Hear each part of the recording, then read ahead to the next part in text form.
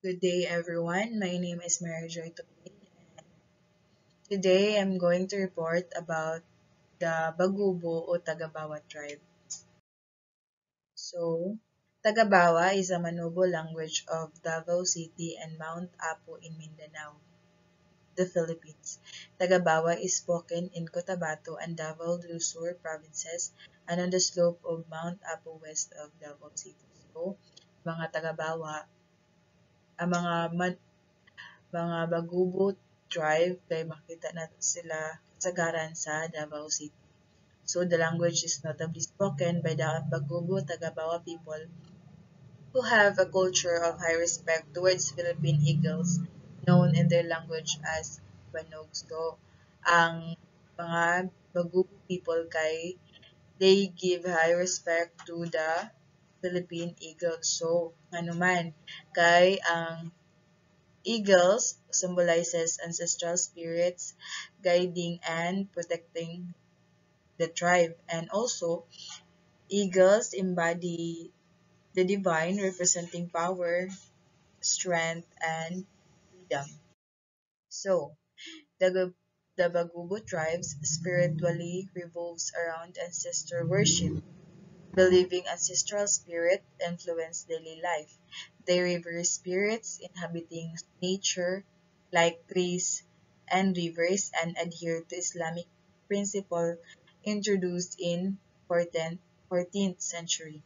Their spiritual leaders Datu and Babaylan facilitate their ritual. So, ang mag-ritual sila and ang mag-facilitate sa ilang rituals is ang ilang leaders which is the si the Datu and the Babaylan. So, their traditions is the Bagubo tribe proudly preserves its rich cultural heritage through vibrant traditions. So, their ancestral domain covering parts of Mindanao is home of secret rituals. So, ceremonies and practices passed down through generations. These traditions showcase resilience, community, and connection to truth. Ila ang pag-worship is also ang pag nila ritual ceremonies and practices kay pakita og deep connection to nature. So, language is the Bagubo language, also known as Giangan or Kalagan, belongs to the Austronesian language family. So, ang Bagubo language kay ginatawag sab siya og Giangan or Kalagan nga belong sa Austronesian language family. So, spoken in Mindanao, particularly in Davao del Sur, Davao City, Davao Oriental, Cotabato, and South Cotabato. So, as what I have said earlier, ang Tagupo tribe kay makita nato sila naa sila kasagaran sa Davao City. So, the language comprises various dialects such as Tagabawa, Matigsalog, Ubo, and traditional livelihood. The Bagubo tribe's traditional livelihood revolves around subsistence farming, utilizing kaingin and pangolo methods. They cultivate crops like rice, corn, coconut fruits, and vegetables. Supplementing agriculture, they engage in hunting, gathering, and fishing, utilizing forests and rivers within their ancestral domain. So, magtanom sila og mga crops nga like rice, corn, coconut fruits, and vegetables. So, ang pag-enhance lang agriculture, nag-engage sila og hunting, gathering, and fishing, utilizing forest and rivers within their ancestral domain. So, education. They emphasizes hands-on learning, storytelling, and community involvement. So, nag-emphasize sila og hands-on learning. And also, ang ilang mga elders, ilang tudluan ang mga younger generations og mga essential skills like farming, craftsmanship, and spiritual practices. And so their politics is Bagubo tribes politics are centered around their traditional governance structure led by respective chieftains or datu serves as spiritual leaders and authorities. So, ang Bagubo tribes politics kay ang nag nag-lead sa ilaang government is ang dato nga also ang dato kay serve sub of spiritual leaders. So ang ilang dato responsible sa ilang dato is mag-maintain of social order, mag-solve sa ilang mag-solve sa mga problems and also mag-guide sa ilang community. So ang Bagubo sab nga naa sila'y nag-provide sila ay also naa sila council nga nag-provide og wisdom and support sa ilaang dato. So, this is their cultural attire and this. Kani nga attire is ilaaning suoton when they perform their dances. And so, the Bagubo Tagabawi tribe is one of the most colorful tribes as seen in their costume. So, ang Bagubo ug Tagabawa tribe DI is one of the most colorful tribes nga makita nato sa ilaang costume. So, ang skirt nga ilang gisuot is hand-woven siya and made of abaca fiber and gitawag siya og inabal. So, the weaving process has been handed down from generation to generation and the design evolved around the community and the family. So, the entire community, ang tibuok community is represent of black and cream colors, while ang mga members sa pamilya, nagsuot sila og costumes nga red o yellow.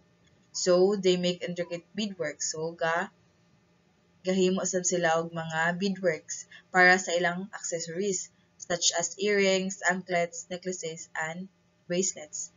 So, dominant colors for the Bagubo Tagabawa are red, yellow, and black, but they mix it with blue, orange, and violet. So, ang ilang yung dominant colors is red, yellow, and black, but gimix na nila ni og blue, orange, and violet.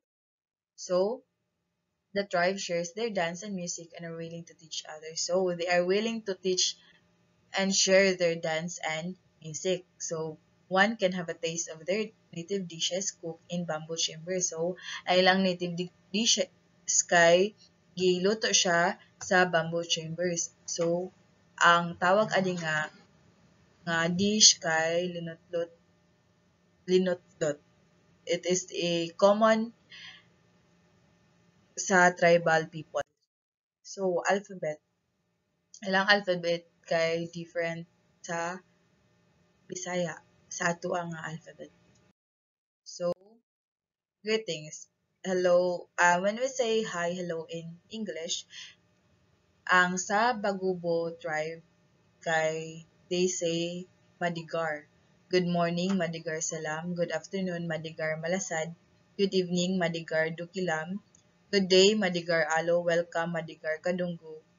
And goodbye din yan. So, numbers. Ang lang number 1 is abad, 2 is duwa, 3 talo, 4 apat, 5 lima, 6 anam, 7 pito, 8 walo, 9 siyo, and 10 sapulo.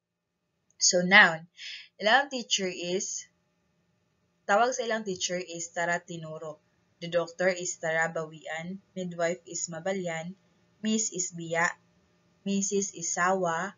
Mr. Duma. Mr. and Mrs. Taliduma, and soldier is Bagani. Boy is Mama, girl is Bayi, people is Manubo, door is Salat, window, Tiwang, ladder, tete, love, ginawa, and heart. So sa parts of the body is, ilang eyes is mata, hair, silag, kaulo, nose, idong, neck, alig, ears, talinga, eyebrow, keri, mouth, baba, nails, sulu, and feet. Animals, dog is aso. So, unlike sa Tagalog nga aso is O, the ilaang aso is U. So, cat is mengko, puppy, tito, jack, nati, rat, ambo, bird, manok, hook, kalyawa, fox, kubing, goat, kabig, carabao, carabou, and monkey is lutong. So, vegetables and fruits. So, ilaang pomelo is asam, horse, radish, kalamunggay, lanzones, tubuwa, udlot sa gabi ludang, papaya tarong, kamuti taps ug bus kakasil. We have saging. So, same ra sa Tagalog. I know, Bisaya is saging. Sweet potato is kasila. Jackfruit laka, kasava, kasila kayo. Eggplant tagutong. Gabi ungkag, spinach, duludoy, and water apple is tabis. So, in English, when you say, what is your name? Sa ilaa sa Bagubo tribe is Sadan-i nga dano. How old are you? Pira edad mo? Who is your mother? Sadan-i inano. Who is your father? Sadan-i inano. Where do you live? Anda iguduano. Where have you been? Anda itikudano. Drop by adding ka and going home is diniyan. So that's all my report for my report about the Bagubo and Tagabawa tribe. Thank you and God bless.